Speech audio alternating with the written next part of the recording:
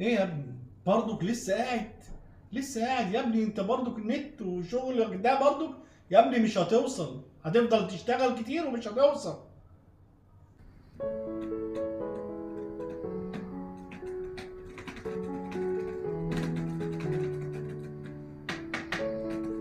يا ابني برضك لسه قاعد يا ابني. انت برضك النت وشغلك ده برضك يا ابني مش هتوصل، هتفضل تشتغل كتير ومش هتوصل.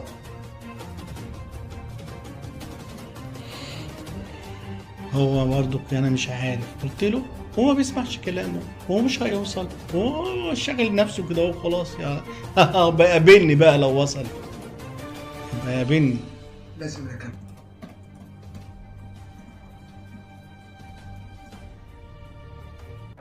كل مرة أقول حلمي ألاقي حواليا اللي بيضحكوا، اللي بيقولوا مش هتقدر، دي كبيرة عليك، ولازم أكمل طريقي، لازم أحلم. المونتاج ده حاجة صعبة، بس لازم اوصل.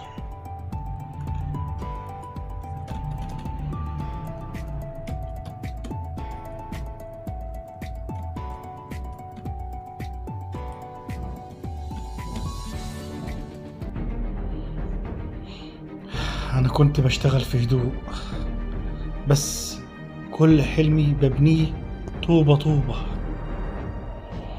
بس أنا من النهاردة قربت. لا أنا مش قربت، أنا خلاص وصلت.